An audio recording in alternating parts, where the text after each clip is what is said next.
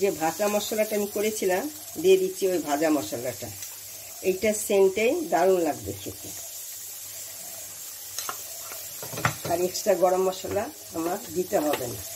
আর দিয়ে দিচ্ছি কি ঘি দিয়ে দিচ্ছি।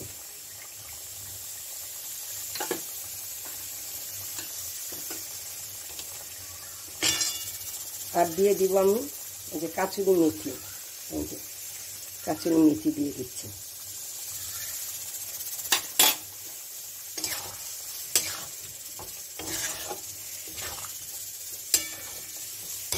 এইভাবে রান্না করবে, দেখবে খেতে ভালো লাগে। আমার রেসিপি যদি তোমাদের পছন্দ হয় তো লাইক করবে, শেয়ার করবে, সাবস্ক্রাইব করবে। আমার রান্নাটা হয়ে গেছে, এখন এটাকে আমি নামিয়ে দেব। আমি এখানে জল বসিয়েছি, এঁচড় করবো, এই জন্য আমি এখানে একটু দিয়ে দিচ্ছি নুন, আর দিয়ে দিচ্ছি পরিমাণ মতন হলুদের গুঁড়ো। জলটা গরম হয়েছে, এখন এখানে আমি দিয়ে দিচ্ছি এঁচড়টাকে। এঁচড়টাকে আমি এই যে সিদ্ধ করে নিয়েছি, খুব বেশি একটা করিনি, একদম কমও করিনি। এই যে এরকম হয়েছে। এই যে এখানে আমি সাদা তেল দিচ্ছি।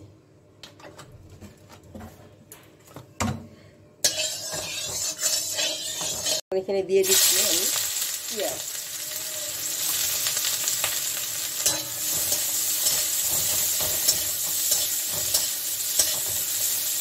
পেঁয়াজ একটু রংটা ধরে আসছে লালচে, আমি এখানে দিচ্ছি কটা কাঁচা লঙ্কা, দিয়ে দিচ্ছি এই যে আদা, আর দিয়ে দিচ্ছি কয়েকটা রসুন। একসঙ্গে আমি এটাকে একটু ভেজে নেব।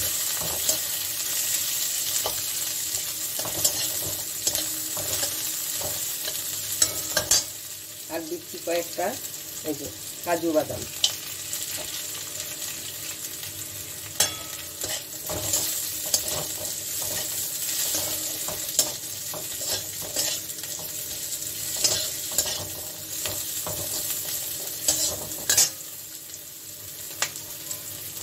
আর দিচ্ছি একটু আমি এই যে টমেটো অল্প, সব একসঙ্গে আমি একটু ভেজে দিচ্ছি।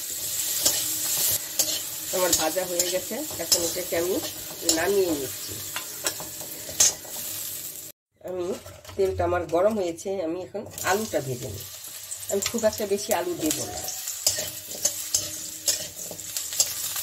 এটাকে একটু ভেজে নিচ্ছি।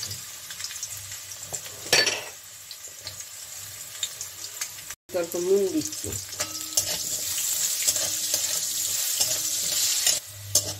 আলুটা আমার এখন ভাজা হয়ে গেছে, হালকা ভেজেছে, এখন এটাকে আমি তুলে নিচ্ছি। এই তেলে আমি কি করব, এই যে ইয়াটা ভেজে নিচ্ছি, এঁচড়টাকে।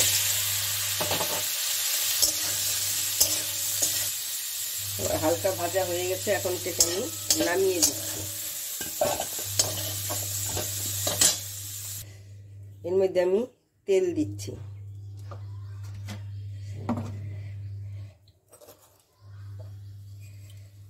এখানে আমি এখন যে জিরা ফোড়ন দিচ্ছি,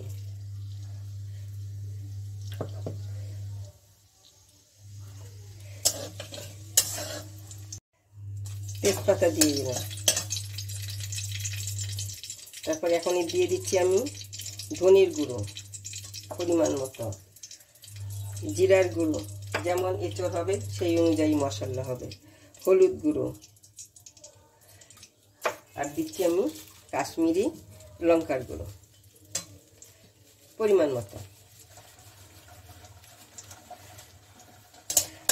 আমি এখন কিন্তু গ্যাসটা আমার অফ আছে, সবগুলোকে আমি একসঙ্গে মিশিয়ে নিলাম। এগুলো অল্প এখনই অফ করেছি তো ওই জন্য বলছি, আমার এটা গরমও হয়ে গেছে।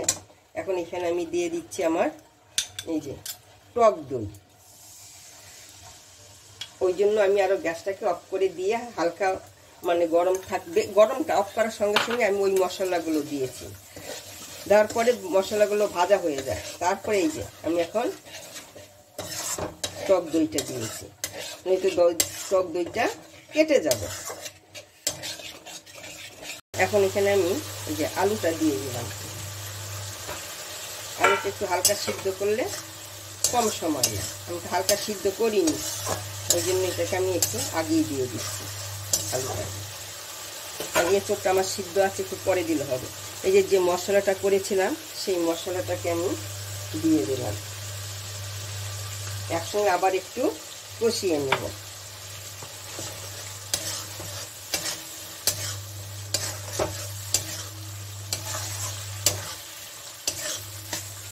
এই মশলাটার মধ্যে আছে ধনে, গোটা ধনে, জিরে, গরম মশলা, 4-5টা শুকনো লঙ্কা, তেজপাতা, কাজু, রসুন, পেঁয়াজ, আদা সব একসঙ্গে ভেজে আমি পেস্ট করে এখন এখানে দিয়েছি।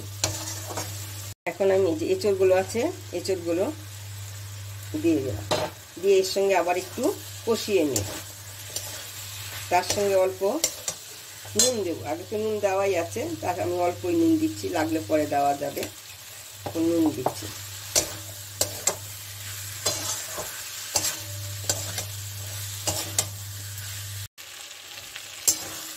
সাইড দিয়ে দেখা যাচ্ছে তেল ছেড়ে দিয়েছে। এখন আমি কি করব, আর একটু জল দিয়ে আবার একটু কষিয়ে নিই। তাহলে কি হবে, মশলা যত কষানো যায় মাছ সব কিছুরই টেস্টটা আলাদা হয়। ওই জন্য আবার একটু আমি দিলাম, তাহলে এঁচোড়ের ভিতরে মশলাগুলো যাবে। এখন একটু আমি অল্প চিনি দিয়ে দিচ্ছি। নিরামিষ তরকারি একটু চিনি দিলে ভালো লাগে, চিনি না দিলে এত টেস্টটা আসে না।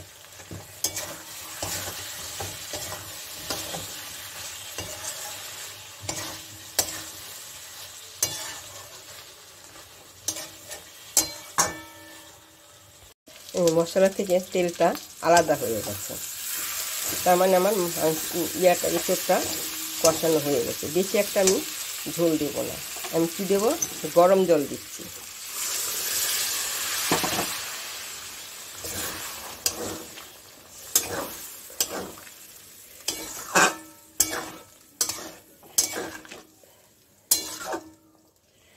আর অল্প দেব।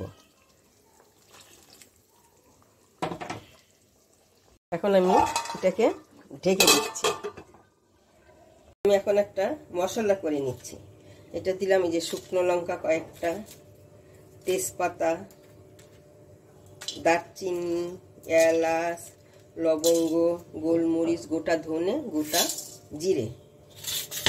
এখন এটাকে আমি ভেজে নেব, হালকা ভাজবো, বেশি ভাজবো না। কালারটা একটু পরিবর্তন হইলে আমি এটাকে নামিয়ে দেব। এখন আমার মশলাটা ভাজা হয়ে গেছে, এখন আমি এটাকে নামিয়ে দিচ্ছি। এখানে আমি দিয়ে দিচ্ছি কয়টা কাঁচা লঙ্কা।